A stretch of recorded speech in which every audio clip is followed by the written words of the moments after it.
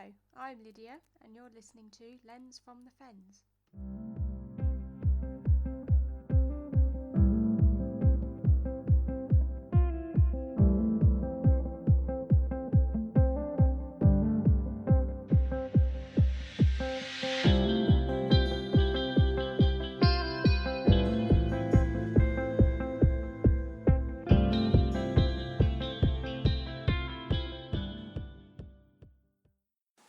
Hello everyone, welcome back to another episode for Lens from the Fens. It is now November. This year has flown by, obviously not forgetting what has actually happened throughout this year, which has impacted an awful lot of lives and livelihoods. But yeah, here we are in November. Autumn is not far off from turning into winter. I certainly experienced that this morning, the day that I'm recording, when the whole field out the back of my house was just immense thick fog, and there was a little bit of frost on the ground, so that was quite nice to wake up to this morning. I've also very much been enjoying Autumn Watch for this year with Yolo, Michaela, Gillian and Chris and stepdaughter Megan. It's been really informative. I loved all the little stories, the backstories of the animals they've been looking for, and a lot of interesting facts which I previously didn't know of. So that's been really fun to watch. There's, I think, one more episode to go because the day that I'm recording this is the Friday, which I believe is the last day of their 2-week programming. So I'll definitely be watching that. I think I've got the previous night to catch up on as well. But yeah, I've been really enjoying, especially the mindfulness moments. I think everyone, all the public people have been watching, have been really enjoying that as well. I certainly did. So if any of you listened to my previous episode, you will know that I previously purchased a brand spanking new telephoto lens, which is the Sigma 150 to 600mm contemporary. And I was lucky enough, before the second lockdown was announced for us in the UK, I managed to visit RSPB Lakenheath Fen, which was a new place that I haven't been to previously. It's about an hour and a half from my house, so I don't think I'll be able to return to it again this year. But anyway, I ventured there. It was quite early morning. We arrived at about 9 a.m. and the car park wasn't terribly full. We managed to go through the visitor centre where I met a few of the wardens and a few of the volunteers that were able to volunteer there for the day. And that was the first time where I managed to use my lens quite well. There was a lot of sights and sounds. One of my favourite sounds being the pinging noise of the bearded tits that were nesting or in amongst all the reeds, so I couldn't really see them, but I definitely heard the ping noise that they make. There was an awful lot of coots, there was more hens. I remember there being gadwalls and mallard, a lot of mallard. And then I went to the hide, which is a bit further down the reserve, sat in there for about 20 minutes to half an hour, and we managed to watch a kestrel hunting over the reed beds, so I used my lens for that, and that is actually going to be put up on my social media pages not long after this goes live, so look out for that. And we also spotted a buzzard in the woods behind the miniature lake we were in the hide for. And then there was also marsh harrier, there was a great white egret which flew over, which was really cool. And then on the way back towards the visitor centre, I went in one of the built photography hides, which I never experienced before at any other reserve. It was quite ingenious. So there was great tits there was blue tits, there was goldfinches, there was magpies calling in the trees behind. And then with that, I managed to photograph my first ever marsh tit, which was really exciting. And that is my most recent photo that has been up on my social media pages.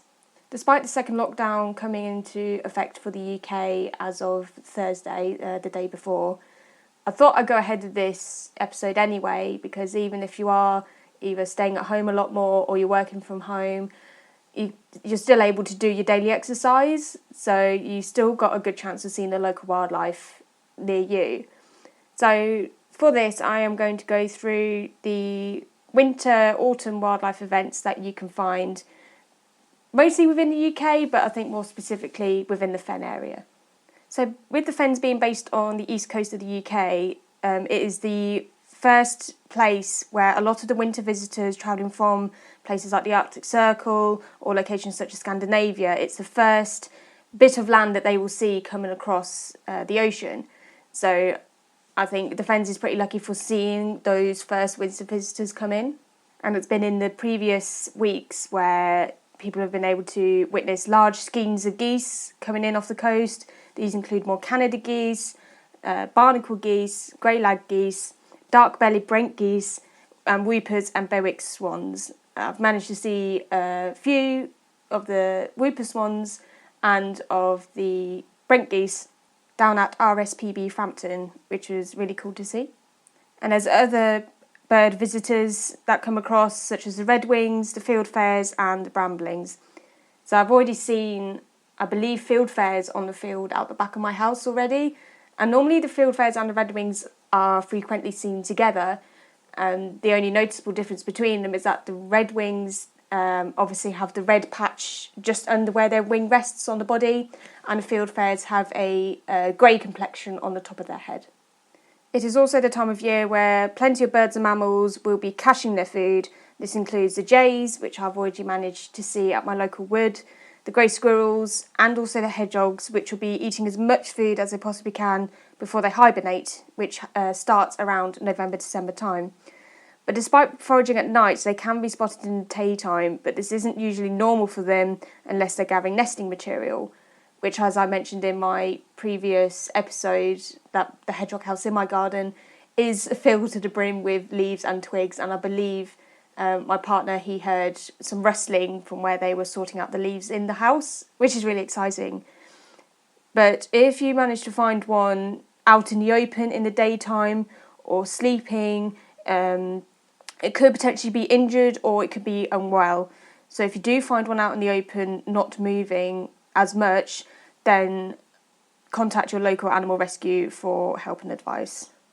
So back to caching, this would be a great opportunity for you to photograph the bird or the mammal at their most active, besides them rearing the chicks during the spring and summertime. They can easily just come onto the floor in front of you, picking up all sorts of nuts, berries, etc. So it's a really good opportunity for you to get an action shot. I experienced this with the jay. Again, it was coming out of winter, so he was still foraging for food at that time from the food that they've stashed away the previous winter. And obviously any natural feeding scene is the best way to photograph. This just ensures that you avoid baiting, but in the winter months extra food would help all sorts of foraging mammals and birds. So things like a tree stump is normally a good place for you to place out nuts for squirrels and bird seeds as well. Quite a few of the tit family, they would often come and venture down to the ground floor to hunt for food. And once you have placed the food out, then just consider your surroundings. Try and find a well-hidden spot, either behind a big tree or using camouflage, and this will just ensure that you don't scare your subject away too often. As many of you will see from my work, I don't often photograph nighttime spectacles, simply because I prefer the natural light as opposed to using flash. But there's also quite a few nighttime events around the autumn, winter time, which a lot of other photographers that I follow have managed to witness. So these can include the tawny owls. At this time of the year, they will be establishing their territories, and I believe that a pair has been in my back garden calling to each other, which was exciting. But again, when photographing nighttime subjects, this often results in either staking out a trail camera just to see where the mammals or birds will be frequenting. And there's also the hides that are set up by different wildlife companies where you can stay for the whole night, and it's basically set up with flashes around. But if you do want to venture in that, then I would just advise searching for local hides near you and see if they offer the opportunity to photograph more nighttime wildlife.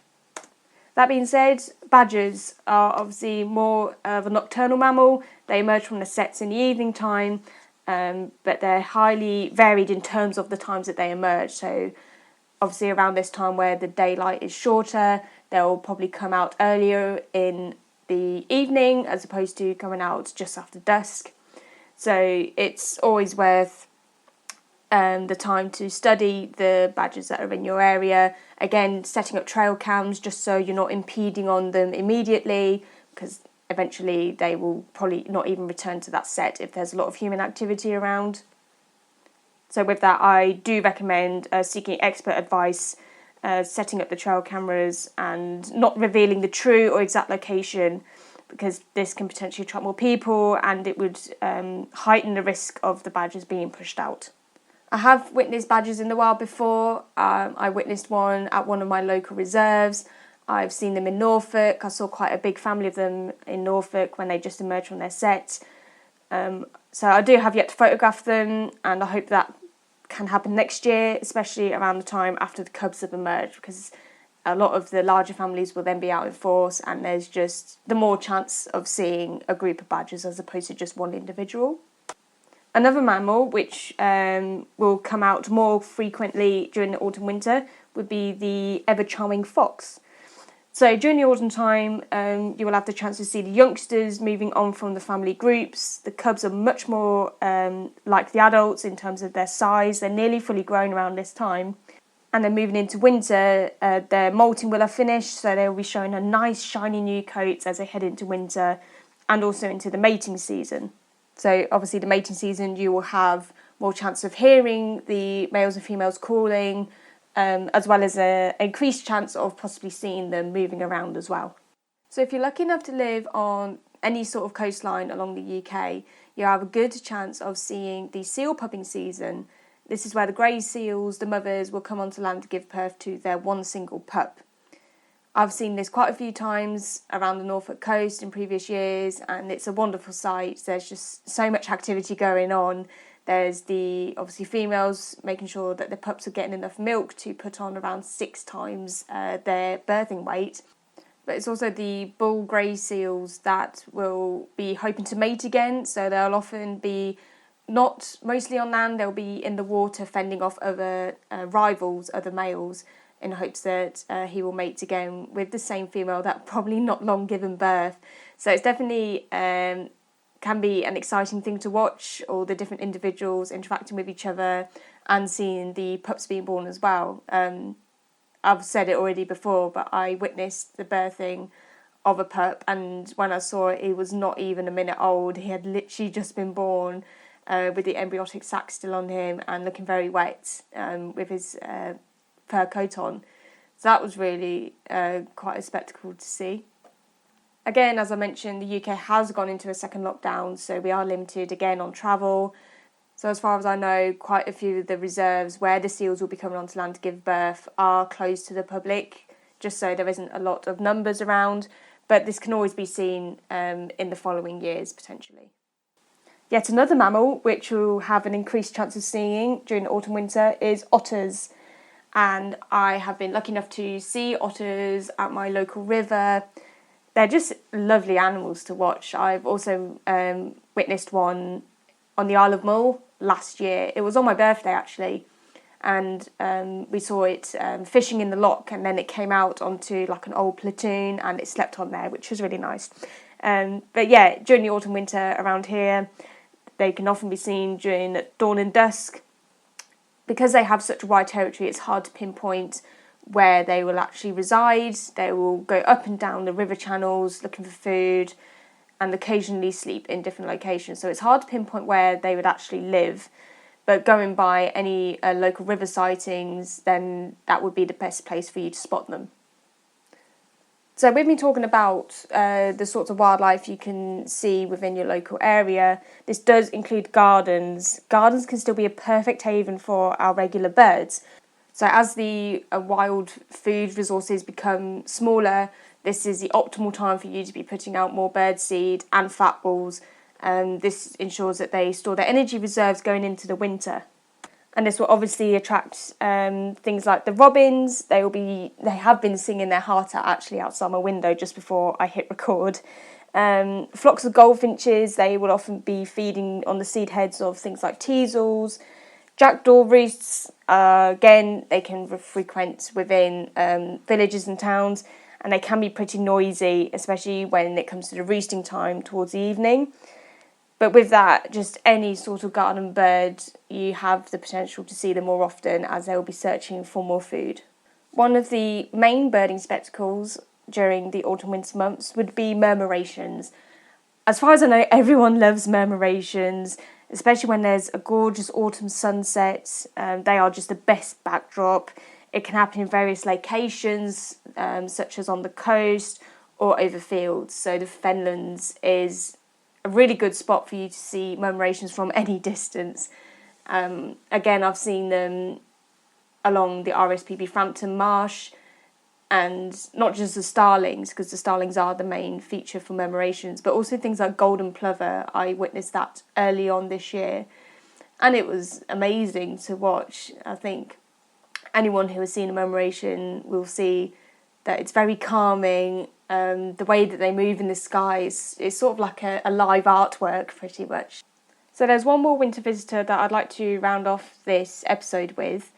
This could potentially be a future add-on to do at the end of my episodes, where I sort of talk about a fact about an animal or a bird or something. But I just wanted to add this on, just because it wasn't in my initial notes for this show. So I'd like to just talk quickly about the waxwing. So this bird, it does not breed in the UK. It is a winter visitor, and it's in some years where they actually arrive in huge numbers, and this is called eruptions. This is where the population on its breeding grounds gets too big for the food available. So they'll venture over here and they will gorge on all the types of different berry trees that we get, mostly along the east coast, because that's where they'll obviously arrive to. Some of these berries include rowan, hawthorn, and also cotoneaster and roseberries as well. So depending on the amount of food that they find from the east coast, they can potentially move more inland. So there's a good chance for anyone based along the whole of the east coast of the UK to see waxwings. And I believe that this year has been predicted to be another eruption year. So there will be huge amounts of waxwings coming across to the UK.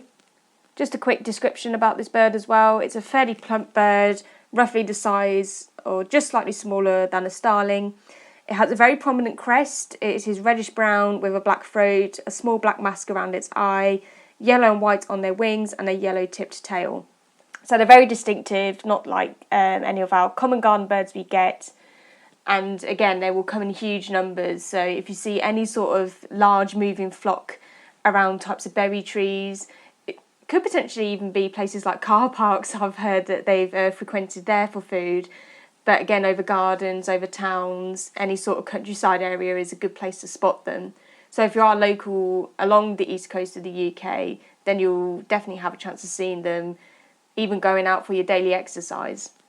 So I did plan to go more towards the Norfolk coast around this time. Oh, a jackdaw has just landed on the railing just above my window. It's gone now. That scared me.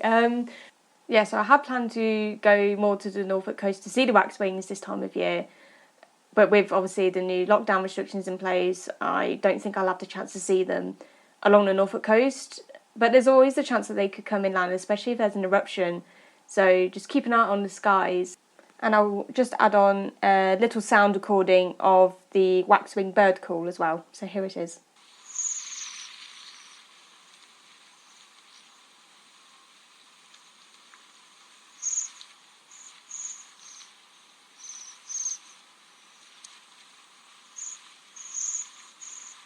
So that is my little roundup for autumn-winter spectacles to see around the UK. I know this is another difficult time for a lot of people. More people are worried about what the future is going to be like, how Christmas is going to be. It's definitely going to be a different sort of Christmas for a lot of people. But it's here for a reason, and we'll just have to see it through into the new year, basically. But I hope it provided a little more information about the other sorts of wildlife you can see and potentially photograph. So again, thank you all for listening in. I hope you enjoyed this episode. As I said earlier on, there will be a new image going up not long after this goes live, so you can look out for that on my Instagram and Facebook pages. Again, it's Pinfall Photographic if you're new listening. But otherwise, I'll have to see how the next sort of week goes, just based on what's happening now. I don't know if I'll be able to get out as much again with my camera, but that will simply mean that there'll be more sit-ins I think I'll end up doing a couple more like factual chats about certain types of UK wildlife, and maybe something I haven't discovered before either. Going by what has been mentioned on Autumn Watch, there's a lot more information about our mammals, birds, even reptiles, and our oceanic life that we don't know an awful lot about. So I'll see how that goes. I will write up some notes for you. I'm not going to set any date for the next episode purely because I'm not sure what's going to happen. But in the meantime, I just thank you all again for listening. Last month actually I had over 100 downloads, which is not a huge number, but I'm really happy with that. I'm just really happy about it. It's a project again that came out of the first lockdown, and I'm really happy that it's still ongoing. So thank you to all of those who listened. Thank you to all those who've shared and have continued to share. And I hope you all are well and stay safe. I shall speak to you all again in the near future. Goodbye. My podcast cover shows my own image created using Canva. The theme music is provided by Purple Planet Music. Check out their royalty-free music at purple-planet.com.